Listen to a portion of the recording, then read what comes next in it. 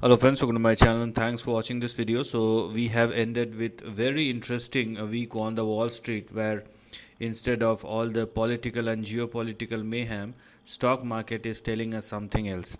And that's what I keep on telling in most of my videos that reasons may vary, we have to focus on the trend because stock market looks beyond the political or any other rhetoric in the market. Now, what we can clearly see instead of all the tremors, stock market or all the three major indices closed in green, and VIX has also fallen a bit. Now, what does that mean? Everybody has their own opinion. I'm now just going to talk about the chart and let us see what the chart is telling us. So, let me welcome you all to another session of USA Weekly Market Report series where there are lots of exciting news if you want to cover the news, but we will keep ourselves boring and focus on the chart because that's where the actual trend lies. So this is what we have here as far as the overall price chart of Dow Jones, or the in this case the daily price chart of Dow Jones. Now this is very interesting because if you focus on the overall price action, or if you focus on the daily price chart of Dow Jones, it looks like that it is creating an inverted head and shoulder. Okay, so which is in a formation. You may see a correction or consolidation further from here on, but this is actually very positive if things works out properly. So what I'm basically trying to say is you know here we are.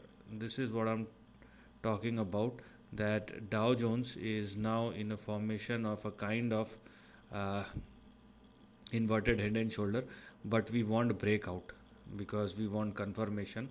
So for Dow Jones, let it surpass and sustain above 45,000 or 45,100 if you are looking for an upside. Meanwhile, we have 43,400 and 42,850 as far as our support and stop loss is concerned, but there lies a potential breakout at or above 45,100 or more.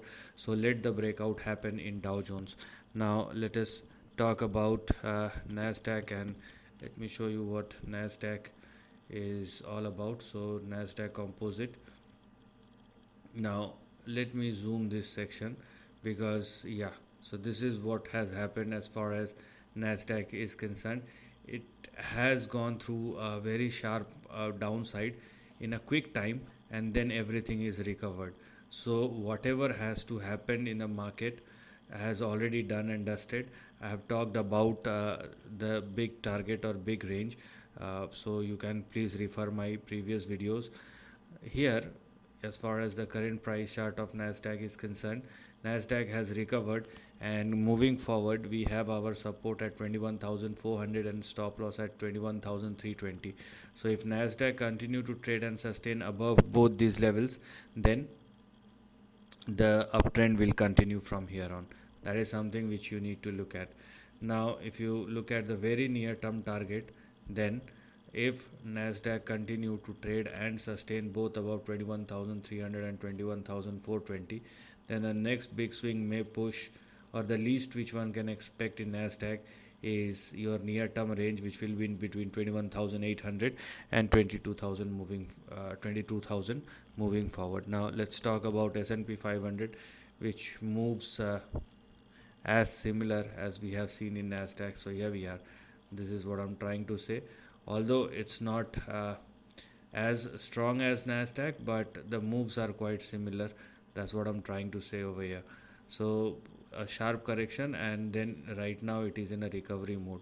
So kind of pattern formation we having over here will be as follows. So for S&P 500, we want, if you want to go any further on the upside, then let S&P 500 breaks at or above 6432 or 6433.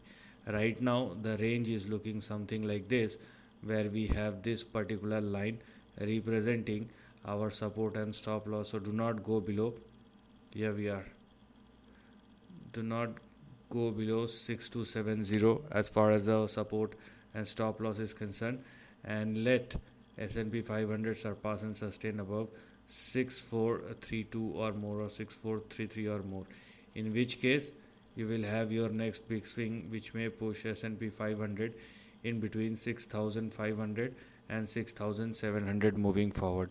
So one thing is very clear: instead of all the volatile or instead of all the volatile news, I would say stock market is holding itself very strong. So let us try to find out the reason for that. For that, now we will go to the price chart of dollar index. It went up higher as far as the last week is concerned, but now you can clearly see a sharp slide. So that's what I've been talking about. So no doubt that dollar index is moving higher, but as far as the strength is concerned, it is probably lacking for the time being, and that is where you have your sharp slide in dollar index, and the you know stock market, which is obviously moving opposite to that, is now moving higher. So as far as dollar index is concerned, the overall range for the time being are these four lines. So if dollar index continue to trade and sustain above the support and the stop loss, which in this case are 98 as our support and 97.6 which is our stop loss. So if it falls below 97 or lower, the further downside will resume once again. But if it continue to trade and sustain above 98, then possibility of 100 and here we are 102 is still exist.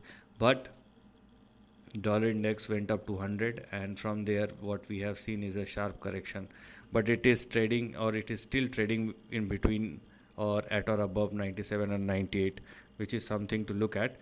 But overall trend is not very strong unless it moves very sharply from here on, because it is somehow trading at or above the support and the stop loss in this case for the time being.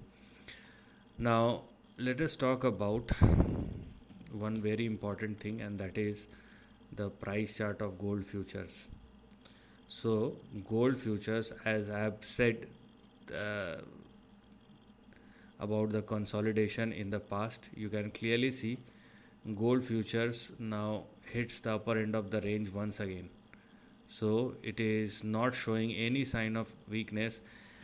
So the price chart of gold futures is just taking its time out before it actually started breaking above 3485, and here we are 3518 or 3520. So these are the next two target or next two resistance level which we have in front of us. Once gold futures started trading and sustaining at or above 3520 or more, then in that case we will have further upside. So let the breakout happen, and after the breakout, the least which one can expect is a swing which may push gold futures in between 3900 and 4100. Right now gold futures is trading in between a range, so you have to stay within the range where we have, here we are, these two lines representing our support and stop loss on the downside. So we have our support at 3324 and stop loss at 3260. So wait, do not go below these two levels, or you can accumulate.